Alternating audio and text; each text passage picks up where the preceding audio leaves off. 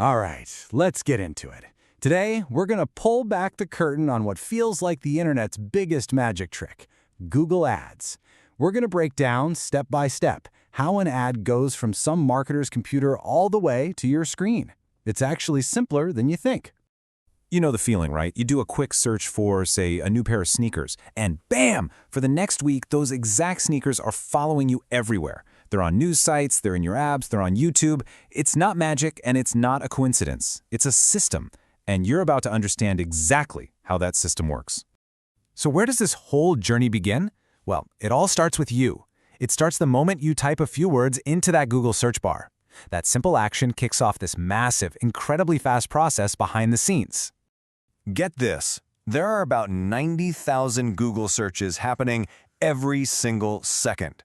That is just a staggering number. It makes Google search the busiest intersection in the entire world. And of course, where you have that many people, you have advertisers who want to be there. That's what makes it the most valuable advertising space on the planet. So when you type something like web hosting into that search box, you're doing more than just asking a question. You're basically raising your hand and telling the world, hey, I need this thing right now. You're showing your intent. And in the marketing world, that phrase, web hosting, is what we call a keyword.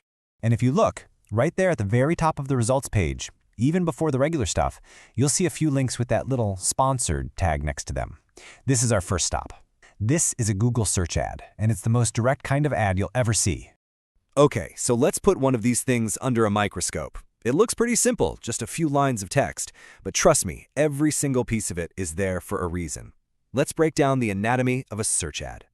First up, you've got the headline. That's the big, bold blue text designed to grab your eyeballs. Right below it is the description, which gives you a bit more info. Then you often have extensions. Those are extra little links like view pricing or contact us to help you get exactly where you want to go. And finally, the most important part, the landing page. That's the web page you're sent to the moment you actually click the ad. And woven into that ad copy, you'll almost always find something called a call to action, or just CTA for short. It's phrases like, get a free domain, or start now. They're not just suggestions, they're direct commands designed to get you to, well, to take action. It's the ad's way of saying, hey, over here, click me. Okay, so search ads make a lot of sense. You search for something, you see an ad for it. Simple. But what about all those other ads? The ones you see when you're just reading the news or watching a YouTube video. You weren't searching for anything at that moment, so why are they there? This brings us to the second huge category, display ads. These are the visual ads, the banner ads, the video ads that seem to pop up all over the internet. And they operate on a completely different principle. And, they are everywhere. You'll see them on news websites like Prothamalu. You'll find them in your Gmail inbox. They show up as video ads before or during a YouTube clip. And yeah, they're even inside the mobile games and apps on your phone. They're just a constant part of being online. Now, this brings up a really big question. Google doesn't own all these millions of websites and apps, so how in the world does it get ads on all of them? Well, the answer lies in a couple of really clever platforms that act as the engine for the whole system. For websites, it's all about Google AdSense. So think of it this way.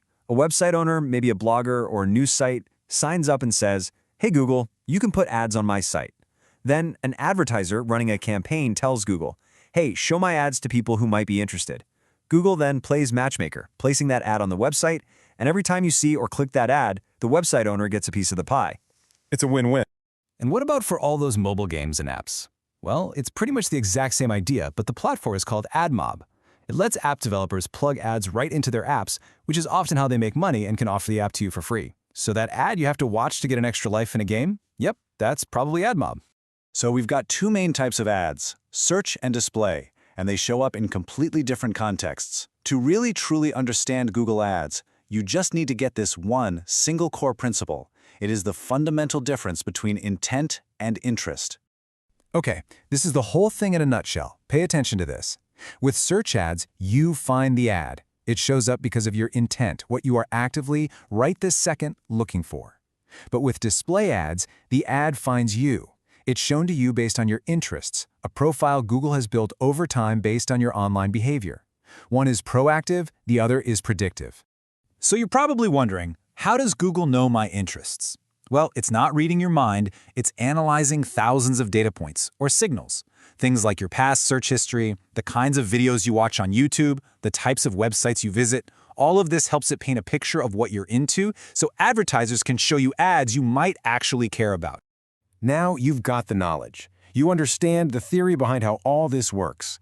But you know, there's a saying, experience is a much better teacher than knowledge alone. To really get it, you gotta see it from the other side. So the key takeaway here is to put this knowledge into practice. And here's a bit of homework for you. First, seriously watch this explainer again. A second time through will really make these concepts click. Then for the real challenge, try building a super basic website, maybe one on WordPress and one on Shopify. You don't have to be an expert. Just getting your hands dirty will give you a whole new perspective on how this all fits together. So the next time you're online and an ad pops up, just pause for a second.